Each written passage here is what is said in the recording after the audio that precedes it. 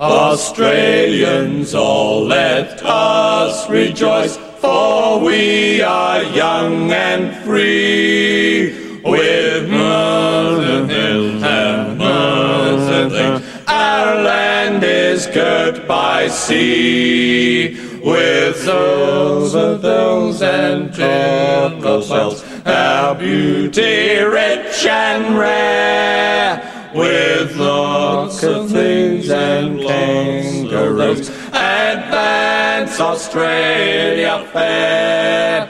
With miles and miles of fencing wire, advance Australia fair.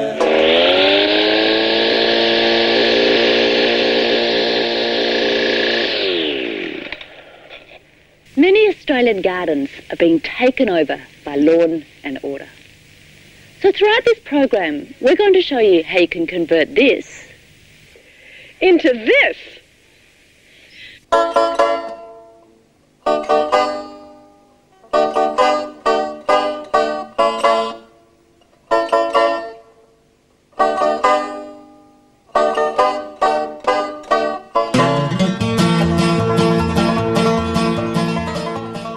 Whilst your neighbors slave away with their new acreage meditation, lawn mowing, You sit back and enjoy the fruits of your garden while they fight bugs with toxic pesticides. You'll be using companion planting and other permaculture techniques to keep the pests at bay. And while they're wondering why their gardens need so much work, you'll be wondering why you didn't look into permaculture earlier. Permaculture comes from the words permanent and agriculture. Part of it is about gardening, but it's also philosophy and lifestyle. It focuses on creating a more sustainable way of life. as the Earth's resources are running out, permaculture gives us a simple way in which we can create a garden. It's not polluting, it provides for its own needs, and it works with the natural qualities of animals and plants and structures on the landscape so that they work together in harmony. Permaculture not only avoids wasting resources, but it actually works with nature to create more. More soil, more food, more water, fuel, and wildlife. By the end of this program, you'll be able to develop your own permaculture garden, an abundant oasis, with maybe an added herb spiral, a pond, a worm farm, or even a chicken tractor. The backbone of permaculture is design. By carefully designing your garden, you can have year-round food. Design copies the most efficient system there is, nature. You can learn a lot by actually watching how this fountain of life works. Bill Mollison, one of the founders of permaculture, suggests we work with nature rather than against it. Should we start? Ready? Aim. Garden!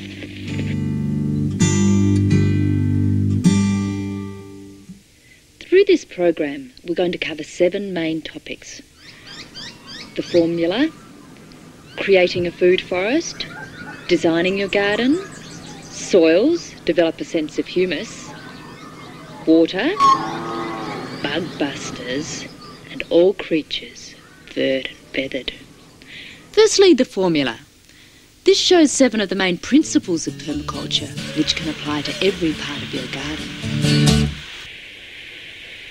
Aloe vera is useful for burns and skin problems.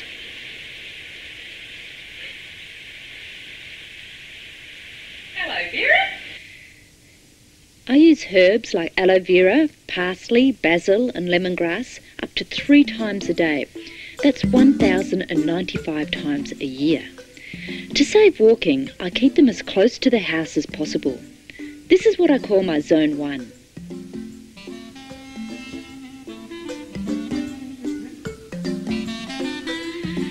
Let's see how permaculturalist Frances Lang lays out her garden. We drink a fair bit of herb tea, so I like to keep the plants for herb teas and the herbs that we use in cooking as close to the house as possible. And then things that we cut every night for a salad, like the lettuces, are in close to the house. And the more long-term things like the pumpkins that you really only need to get to once or twice a season to harvest, they're a lot further away. So the garden's laid out to make what you need most often most accessible. With the pumpkins in Zone 2 include veggies such as rhubarb and asparagus, animals like chickens and ducks, small fruit trees, a pond and small native plants.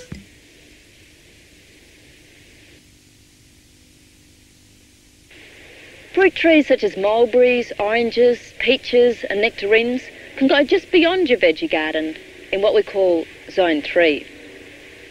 And utilising the space underneath these, you can plant comfrey, nasturtiums and even undercover pumpkins. You can also plant medium-sized natives, including bush foods like lemon-scented myrtle. If you have an acreage or a farm, you can then extend into Zone 4, which can include livestock, cabinet timbers, firewood trees, and wildlife areas. Beyond this is Zone 5, an area of untouched nature, left as a place for observation and quiet reflection.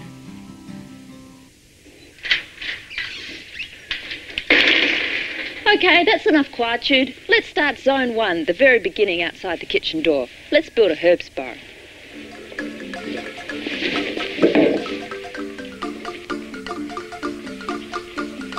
Start with a mound of soil. If you have some rubble to get rid of, then you can hide this in the middle.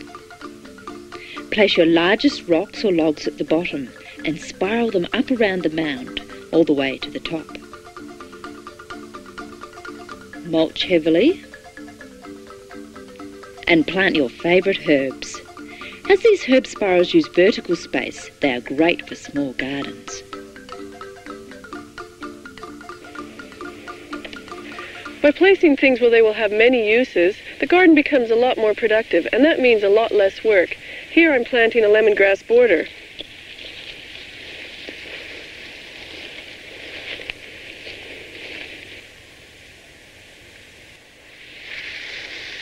This fully established lemongrass border will have many uses.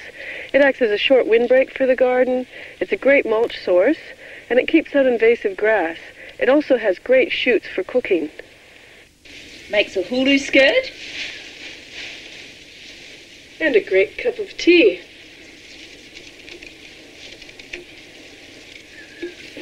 As with plants, structures can also have three uses. For example, this house is a shelter for people, acts as a trellis for this passion fruit, and the roof collects fresh rainwater. Bill Mollison says only about 13% of lawns are useful in recreation, sport, or even as rest areas. So for your lawn, you may want to look at ways you can give it many uses. The uses of my lawn are many at the moment. I've got 3 young sons, twins that are 8 and another one that's 10, and they're very keen throughout most of the year on playing lots of different sports. That's the main function of the lawn. It's designed to be a recreational area for them. In fact, we had to modify the garden to make the lawn there for them. From the point of view of just having a safe area for them to play where we know where they are, and also they get a lot of pleasure from it. The badminton hooks up to the end of the clothesline there, goes across to the other side of the fence, and we have, our summer tournaments, and lots of kids from around the neighbourhood come and they play, and it's a great way to encourage lots of children to come. And I also sort of think that when they get used to what my garden's about, and they learn to sort of go and wander through it and have a look around, and sometimes we have mulching days where they all come over. The neighbours have got 4 sons, so they often come over and help. So there's lots of other reasons why, having a lawn can induce neighbourly sort of relationships as well, so, yeah. Many resources end up as garbage, simply because we haven't thought of ways to use them. About 70% of all waste that ends up in landfills could be valuable compost. If you think creatively, Most rubbish, such as old bathtubs, can become a resource. This resource is then added energy to your garden. The trick is to keep this energy cycling through your garden. For example, food scraps from the kitchen can feed backyard chickens, and we can put their manure back on the garden to help grow more veggies. Another way to cycle energy is to let some of your plants go to seed. Then spread these seeds through the garden. All these parsley seedlings are the result of one plant going to seed. Now, all I have to do is transplant it. You don't have to always plant your fruit and veggies. Just toss them over ripe ones over the veranda.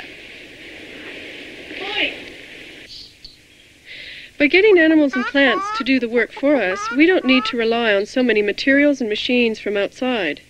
This chicken tractor is a biological resource. We can move the tractor around the garden so that the chickens do the weeding, fertilize, and clean up the insects for us. This living arrowroot fence stops the nosy neighbors from seeing what's going on in here. Jenny likes to think that she's the boss, but that's only because there's a million workers under her.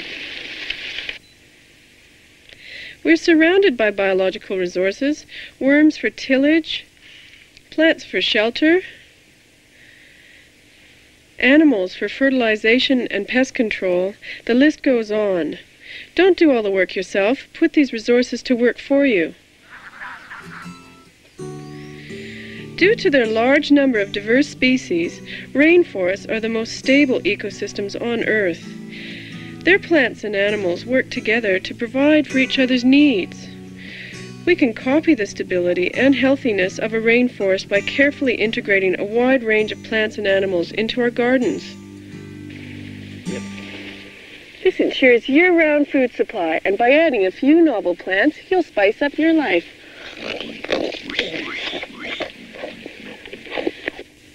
Like pieces of a puzzle, good design ensures that all parts of the garden fit together. If you had ducks, fruit trees and a pond, think how they could be related to each other. Firstly, the ducks could be throughout the fruit trees where they keep the ground cover down, as well as eating the insects. The ducks could also live around the pond, where they would be adding nutrient to the water. This could then flow downhill to fertilise the fruit trees. If your neighbors have suddenly taken all of your afternoon sun, try to make the most of this problem. To do this, focus on solutions. This is a great opportunity to grow plants that enjoy some shade.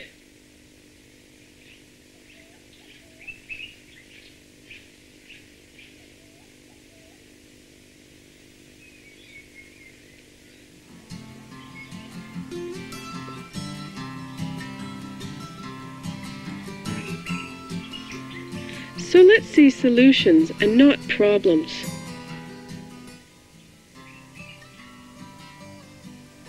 Instead of looking at this damp, boggy spot as a problem area, build a pond there or grow water-loving plants. Old fences can become trellises for climbing plants like choco. And if you're really brave, you can apply this principle to every part of your life. We've just seen the formula, which is the basic principles of permaculture. Now we'll look at ways to create and design a permaculture garden. You'll need to adapt the species to suit the climate you live in.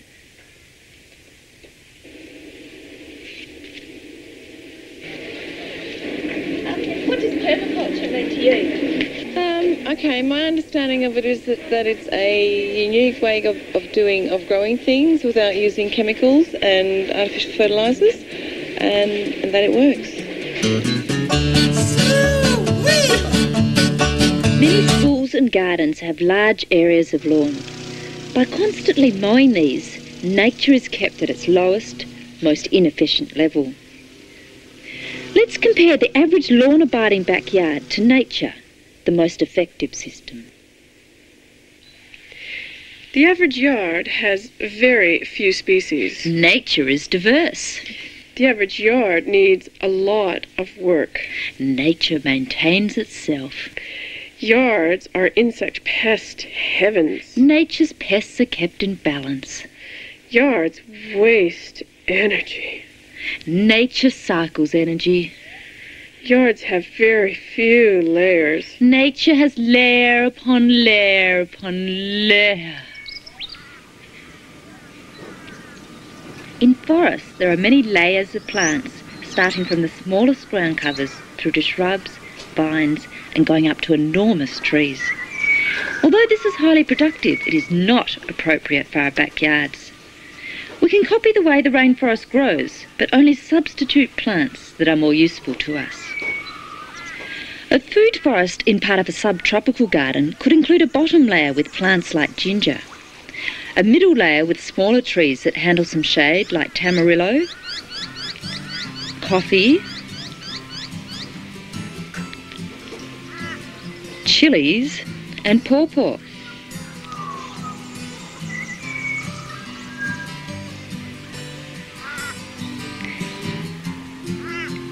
Interspersed with these could be larger trees such as avocados and nitrogen-fixing plants.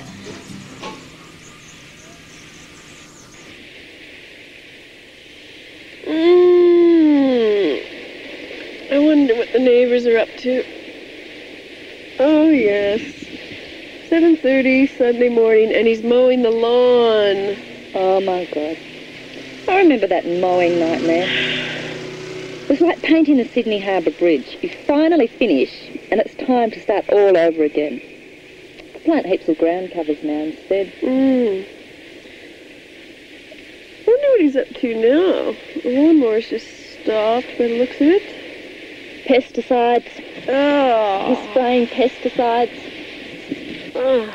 I've got heaps less pests now. Do you know what I do? What? Put a lot of scented herbs through my garden, like rosemary, lavender. That's what companion planting is, isn't it? When some plants make good neighbours and they just like to live next door to each other, like basil and tomato and roses and garlic. Mm-hmm. You know, I think he's just got 8 rows of spinach this year. That's where all my grasshoppers have gone. Do you know, I plant about 120 different species in my garden. So that like pests are going for one particular type of veggie, and they just get totally confused. That's Confucianism, isn't it? The theory espoused by the ancient Chinese philosopher Confuse us. But there is order to this chaos. Let's go and look at a guild. Okay. A guild is like a small part of a forest. It is an association of plants and animals, or just plants that are working together.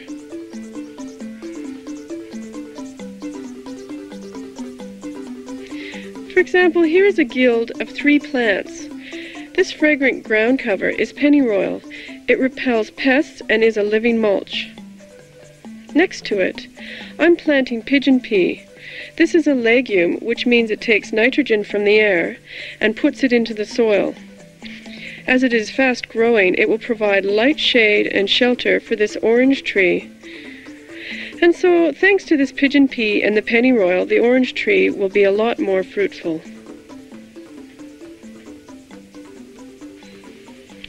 This guild of corn, beans, and squash was used by the ancient Aztecs.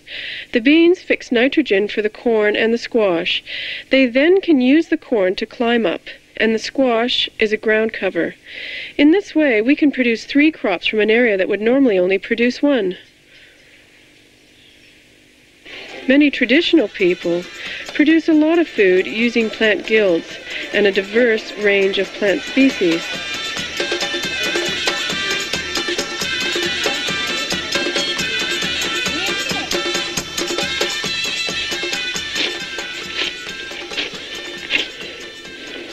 In northern Vietnam, there was a tribe of people that used 1,500 plant species in their daily lives. They knew each plant by its use, its seed, its flower, when they could harvest it, and how to process it. Today, most of this knowledge is lost, and we in the West rely on only 20 to 30 plant species for our entire diet. This is very difficult for us to get the nutrients and medicine that we need out of the food that we eat. It's also a dangerous position to be in. Imagine how easy it would be for pests to conquer such a limited genetic range. These are delicious homegrown tomatoes, loaded with vitamins. I often grow about 4 different types of tomatoes, so if the pesties get one, I know I've got 3 other varieties on hand. Compare these to this. A shop-bought, kind of yellow, kind of plastic tomato. Although it does have one function. It makes a great tennis ball. What does permaculture mean to you? How long have we got for that? As long as you want. Oh, look, systematic approach to integrated design of the built and natural environments. Ta-da! I'm going to copyright that. Is that right? Did we win? Imagine building a house without first designing it. Designing your garden to meet your needs and avoid problems is just as important. But few people do it, and later they pay the price. For example, large trees near houses can have shocking effects. They suck water from what should be a highly productive area. They drop leaves in the gutters. They can drop dangerous limbs and can be potential fireballs, ready to ignite. By having lush areas, including vines and veggies near the house, there is less chance of it burning down. It is amazing how many people have their veggies hidden down the back as if it's an embarrassment. They may look after them when they start off enthusiastically, but once it's rainy or they're ill, it's unlikely they'll venture out for some spinach.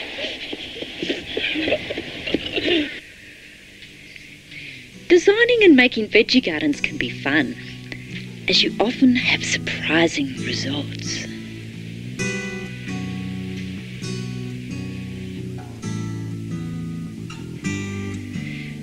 For a whole garden design, start by pacing out and then drawing a base map.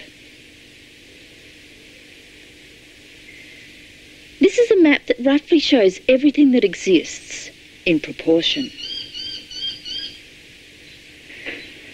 The next stage is a concept plan. Here's mine. It shows the basic idea of where everything goes, but not specific details. Before I started this design, I worked out what I want from my garden, such as food, medicine, wildlife, and relaxation. I then worked out my zones, determining where each of the plants and structures should go. I also looked at factors affecting the garden, such as where the different summer and winter suns fell, and the windy and wet places. As a concept plan just shows concepts, the next stage is a detailed plan that shows where specific plants go. Here I am just making a few changes to my bush food snack track. The first thing I did was put in the pathways. I then worked out the mature height and width of each of the trees, and then danced them around until I found their most suitable position. I kept in mind what they'll be like in 10 years' time. This bush food area is only about 8 months old, and already I'm drinking lemon myrtle tea and eating midgeon berries. Imagine in 3 to 4 years what it'd be like as a food forest. Now let's go and see Auntie Pearl and see what she's up to. My husband's a full-time laundry enforcement officer. He's what you might call a sensitive new acreage guy. He likes to mow the friggin' lawn all day, every day, and I'm sick of it. Well, he's gone away for a month. And while he's gone, I'm going to quickly turn this place into an oasis. Okay, let's design it first. What do you like to eat? What do you use? And how often? Well, dear, I like to have my parsley tea and spinach juice every morning. And I do like to bathe in some nice, juicy, stewed tomatoes. And I do like my parsley tea. And I love a honey hair shampoo.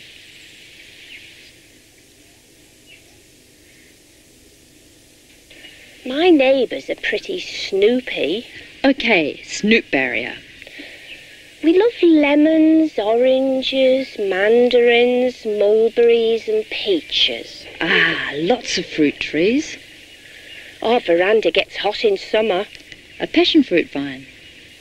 And I can't nap with the hot afternoon summer sun in our bedroom. Bushy trees out the window. I want easy access to everything. Pathways everywhere. I love to sit outside, but I'm a bit worried about skin cancer. Shade tree. We do love birds. Bird trees. My grandchildren rarely come to visit me, so I'd love some companions. Chickens. And water. Oh, it's just so tranquil. A beautiful pond. Between you and me, dear, I do have a wind problem. Ah, a windbreak. What is permaculture? Taking care of the land and growing things naturally and taking, doing things well, and I don't understand it at all, really.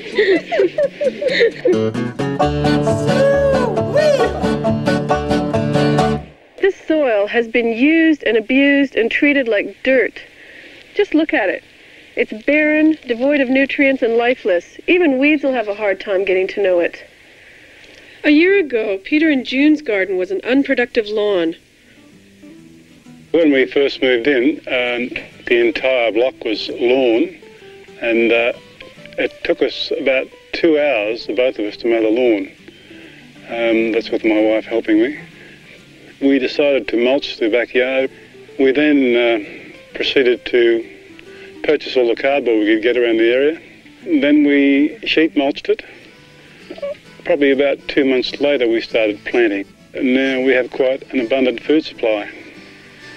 It's giving us all the salads we want, tomatoes and cucumbers, cauliflower and broccoli and all the good stuff. All totally organic.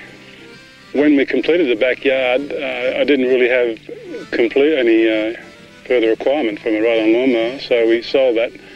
And with that money, we bought a mulcher to supply us with sufficient chip for our paths and to assist us with keeping up the mulch to the garden. Yes, and if you can hear that mower in the background at the moment, it's a lady over the back, and she's got about 3 acres to mow. The time we spend in the garden, it may be the equivalent to mowing it, but it doesn't seem to be. It doesn't seem to be work. It's more pleasurable. A rich living soil is actually being created here due to the breakdown of organic matter. The answer to most soil problems is OM, short for organic matter. Drainage in heavy clay soils will be improved by the addition of OM. Sandy soils will retain more moisture and nutrients by adding Om. Worms will cross neighborhood boundaries to reach Om. Om is the answer to a poor soil's prayers. To increase the organic matter in your life, you can start by sheet mulching over some of your garden, and here's how.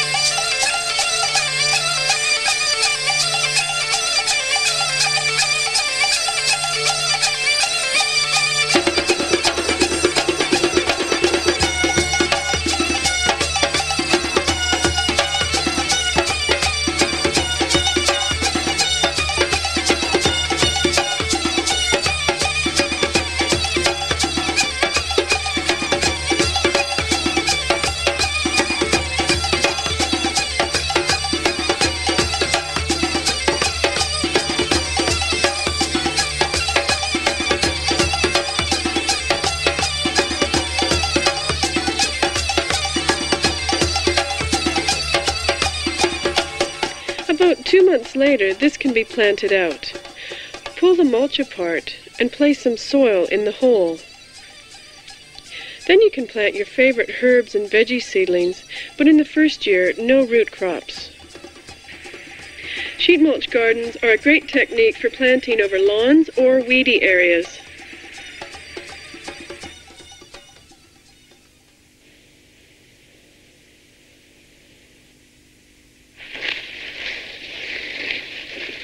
You can also increase the nutrients in your soil by adding a home brew, comfrey fertilizer. Comfrey is a difficult plant to get rid of, so make sure you plant it where you're happy to have it for life. Fill a bucket 3/4 full of comfrey leaves.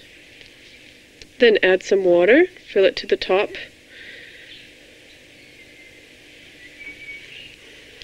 Cover it and let it steep for about 3 weeks. You'll know it's ready because your neighbors will stop complaining about the smell. Then you can dilute this wonderful sludge 50-50 with water and pour it directly onto the plants. Comfrey leaves are so nutritious as its deep roots collect many nutrients from the soil. If you're after gold in the garden, why not start a worm farm? The worm's rich castings can be used to fertilize your plants and will attract your neighbor's lawn-avoiding worms. To start your worm farm, buy 1,000 worms. Keep them in a foam box with manure, veggie scraps, and mulch. Keep them covered with a moist hessian sack. When your first box is full of worm manure, add a second holy box on top with just scraps and manure in it. The worms will gradually move up to the second box and make themselves at home. Soon, the bottom box, empty of worms and full of black gold, is ready to be mixed into pot plants or put onto the garden. Another way to make a rich soil is with a compost pile. They're easy to make, but people often get the recipe wrong. Like making a fruit cake, the greater the variety of tasty ingredients, the better it is. You need a large quantity of carbon-based materials such as straw, leaves, and sawdust. You can alternate these with high nitrogen materials such as veggie scraps and manure.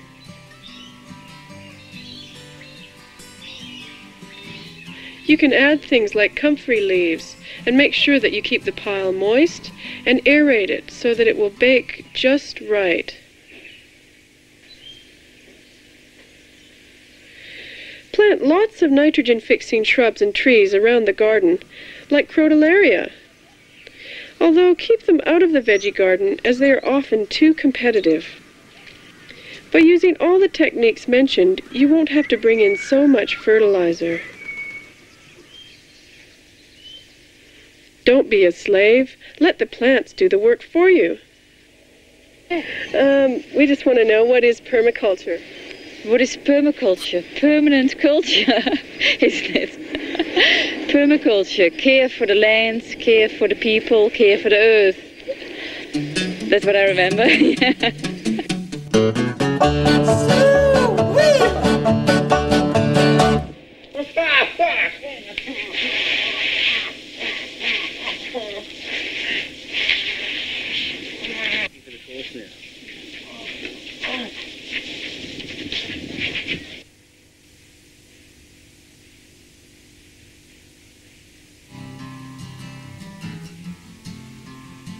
This litre of water costs more than a litre of petrol.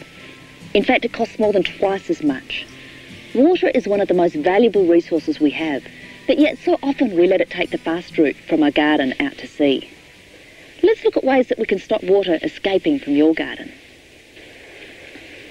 About 80% of water used to actually run out of my garden, but now it's less than 20% due to a variety of techniques. One of these is a terrace. This terrace actually slopes backwards so that it collects water, and at the same time it slopes off to one side. So that means when there's a large rain, rather than creating a paddy, the water runs to the fruit trees and the fruit trees can use it. Slightly different to a terrace is a swale. Swales are ditches that run on a contour. They are used to catch water on hills so that it seeps through the soil rather than sheeting down the hill and being lost. trees planted below a swale have a moister life.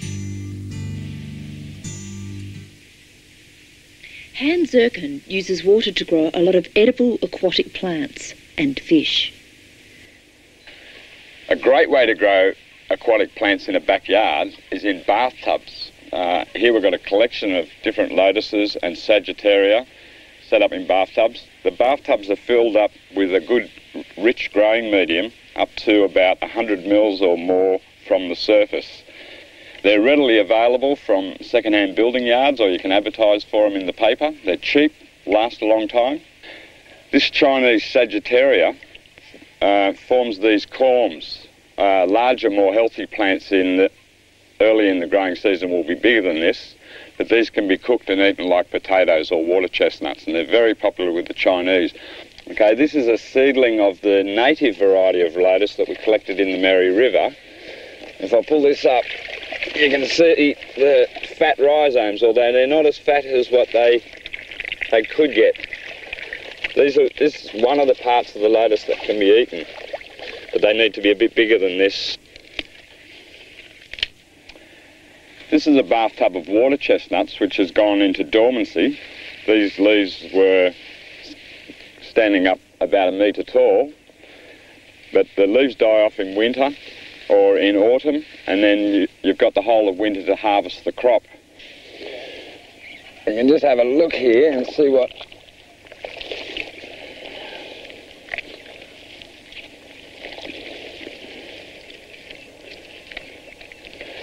A bathtub like this can yield up to about 10 to 20 kilos of reasonably good-sized water chestnuts.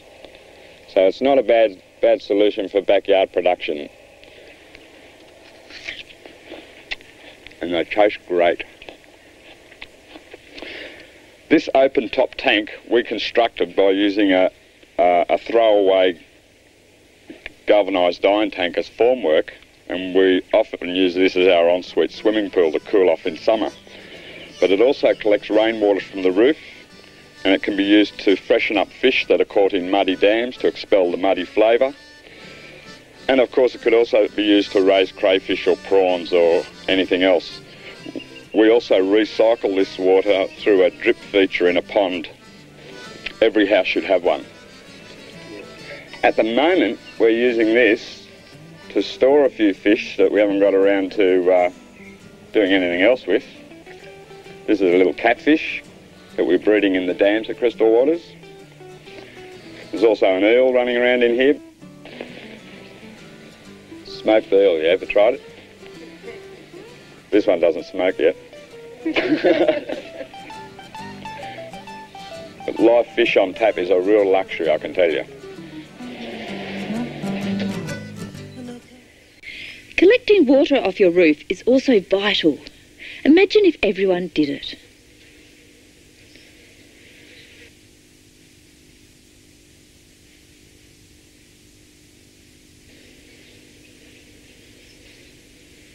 Plant a lot of natives in your garden, such as this midgeonberry.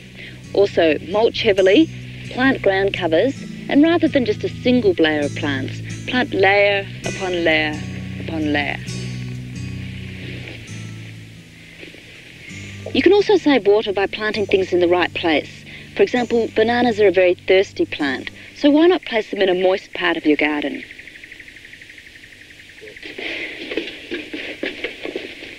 Lavender likes it hot and dry, so here it is, directly facing the sun and under the roofline where it doesn't get much water. Water in your garden is only as limited as your imagination.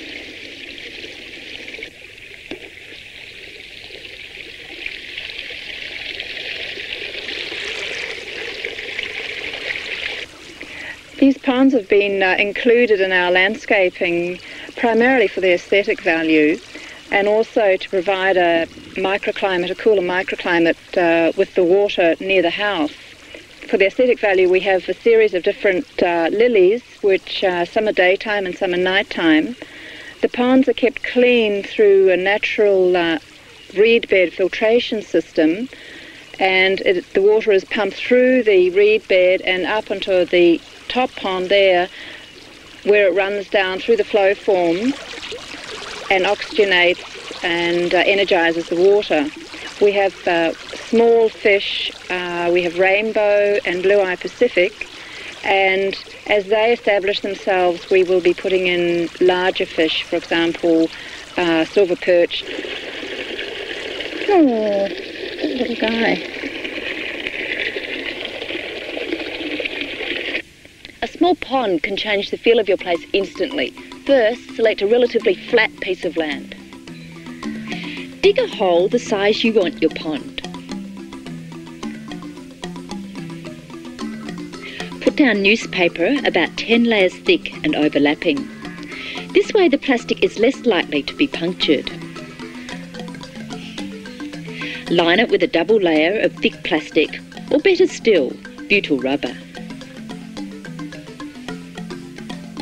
You may want to put some rocks down the bottom to keep it in place.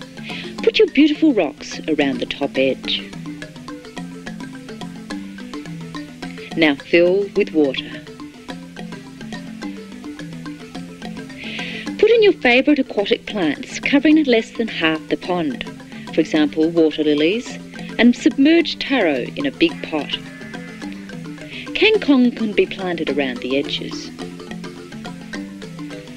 Create niches for the type of animals you want to attract, such as logs for frogs. If you are worried about mozzies, buy some small fish such as blue eyes to take care of them. In our next program, we'll look at ponds for the backyard adventurer. What is permaculture? It's a way of growing vegetables and food for people in harmony with nature, so as to least disturb the environment and to use the ecosystems in order to maintain a balance. So to have birds and other insects and animals working together and for man to have the least impact.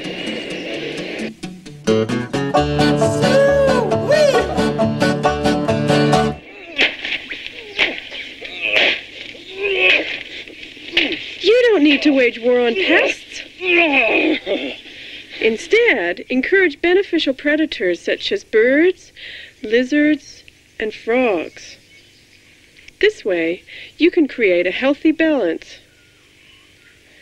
For example, this pond has been made to attract frogs with jumpways and safe hidey holes. For insects, long rows of one type of vegetable are an easy, free lunch. It would be like us eating our way down a supermarket aisle, with no cash register at the end. Insects partly detect veggies by their scent, so mix veggies up with smelly things, so their scent is hidden.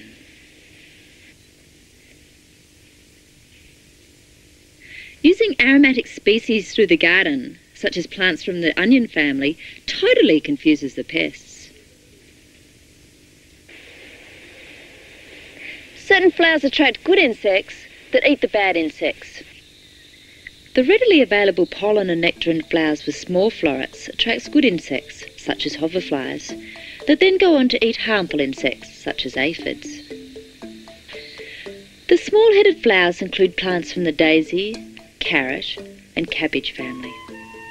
Harmful insects are also repelled by smelly flowering plants such as pineapple sage and nasturtium. So use lots of flowers in your garden, giving them many uses.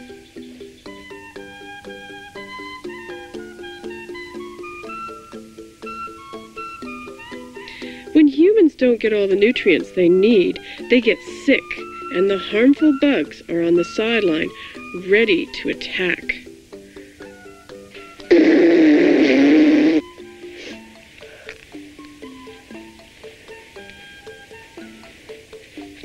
Like with us, plants need to stay healthy in order to keep the bugs away, and that begins with healthy soil.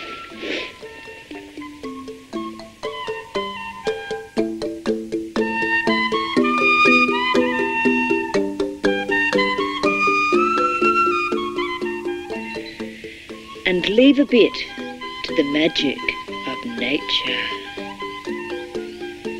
What is permaculture? Permaculture, it's sort of companion planting humans amongst animals.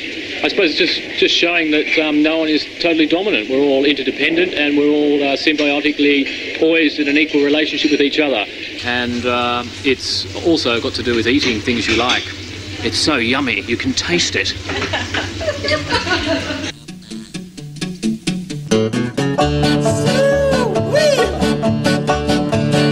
Love is like a T-bone steak. Sometimes it's hot and hard to take. Sometimes it's tender and oh so red. Love is like a T-bone, yeah. Love, love, love, love. Love, love, love, love. Love, love, love, love.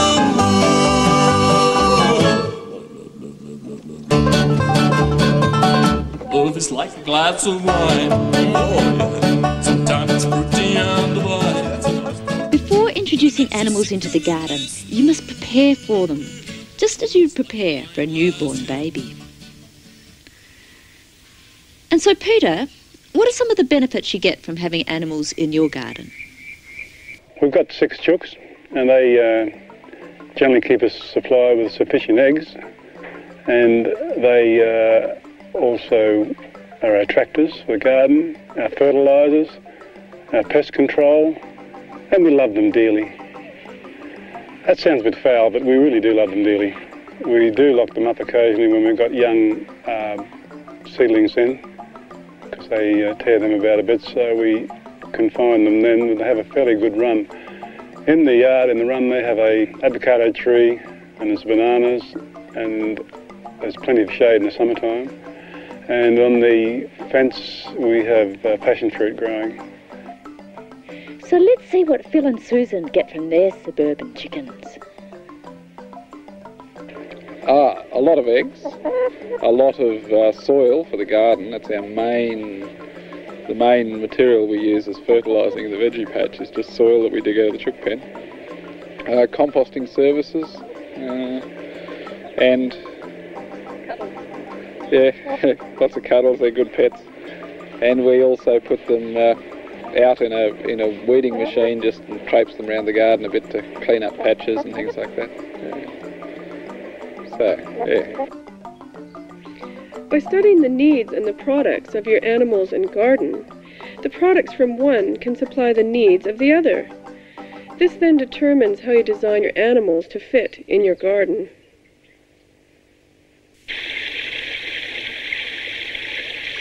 There are so many animals that you can have in your garden.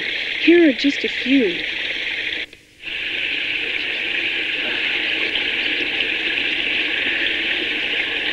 This is our crayfish. It's about 8 months old, and Dad said it's ready to eat. I call this one Twist after my little brother. Hi guys. Okay. These birds are squab pigeons. We use them to breed for their meat, and we eat the offspring when they're about 12 weeks of age. At that time, the meat is quite tender.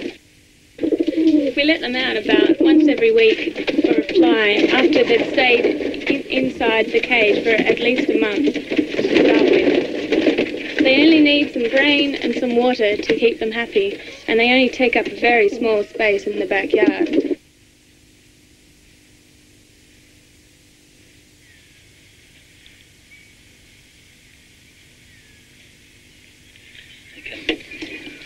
This is my lawnmower. It doesn't take petrol. What do you think it is?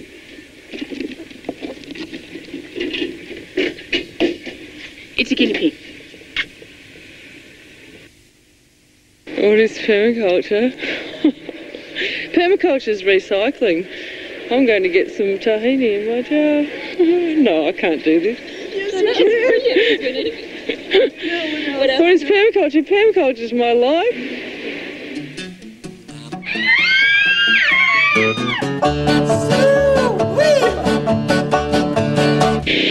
American lawns, according to Bill Mollison, use more resources and more poisons than any other agricultural industry in the world. Imagine if we converted some of these lawns to food.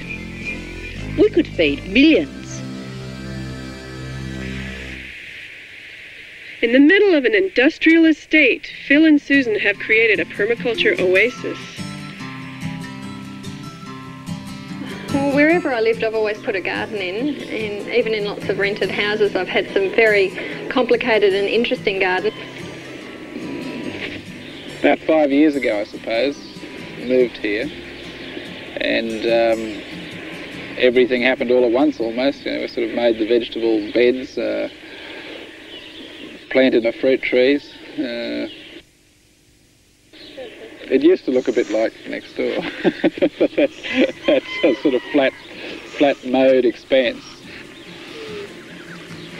I think we scandalise the neighbours to a certain extent.